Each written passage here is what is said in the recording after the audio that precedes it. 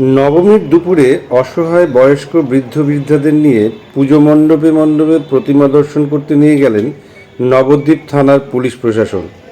প্রায় ২৫ জনকে টোটো গাড়ি করে শহরের বিভিন্ন পুজো মণ্ডপগুলিতে ঘুরিয়ে প্রতিমা দেখান তারা। দীর্ঘদিন পর অনেকেই প্রতিমা দর্শন করতে পেরে রীতিমতো খুশি। পুজো মণ্ডপ ঘুরে এসে তাদেরকে থানা চত্বরে পাত পেতে খাওয়া দাওয়ার ব্যবস্থা করেন পুলিশ কর্মীরা। আইসি থেকে অন্যান্য পুলিশ কর্মীরা নিজে হাতে পরিবেশন করে খাওয়ালেন অসহায় বৃদ্ধ-বৃদ্ধাদের। নবদ্বীপ থানার আইসি কৃষ্ণেন্দু গোস্বামী বলেন, এসব বয়স্ক মানুষ যারা একদমই হাঁটাচলা করতে কষ্ট হয়, এদেরকে নবদ্বীপ থানার পক্ষ থেকে প্রতিটি মণ্ডপে গিয়ে সুস্থভাবে ঠাকুর দেখতে পারেন তার ব্যবস্থা করা হয়েছে। সবার সাথে খুশির আনন্দে সামিল হতে পারেন যাতে তারা, তাই নবদ্বীপ থানার পক্ষ থেকে এই ব্যবস্থা। থানার পক্ষ থেকে ছোট্ট একটা উদ্যোগ নেওয়া হয়েছে, আর এদিন তাদের থানা প্রাঙ্গণে দুপুরের খাওয়া দাওয়ারও ব্যবস্থা করা হয়েছে।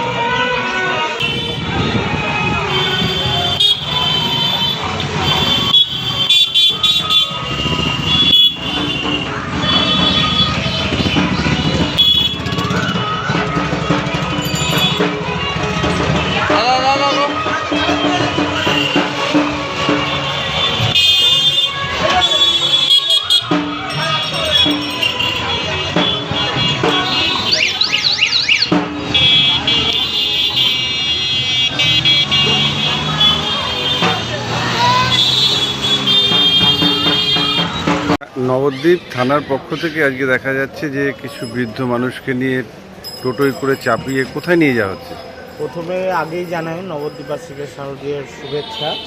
আজকে এই যে বয়স্ক মহিলা যারা একদমই হাঁটাচলা করতে যাদের কষ্ট হচ্ছে, এদেরকে প্রত্যেকে আমাদের থানার পক্ষ থেকে আজকে নিয়ে যাওয়া হবে প্রত্যেক মণ্ডপে ওনারা যাতে সুস্থভাবে ঠাকুর দেখতে পারেন এবং সবার সাথে খুশির আনন্দে সামিল হতে পারেন, সেই প্রচেষ্টা আমাদের থানা থেকে একটা ছোট্ট উদ্যোগের মাধ্যমে করা হচ্ছে।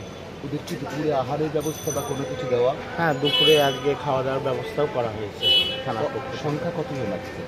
প্রায় 25 জন মতন আছেন। কতগুলি প্যান্ডেল ঘুরবেন ওরা? ওটা আমাদের টাউনের মধ্যে যতগুলো আছে সবগুলোই ঘোরানোর চেষ্টা করা হচ্ছে। আপনার নাম? কৃষ্ণেন্দু গোস্বামী, আপনি? আইসি নবদ্বীপ পিএস।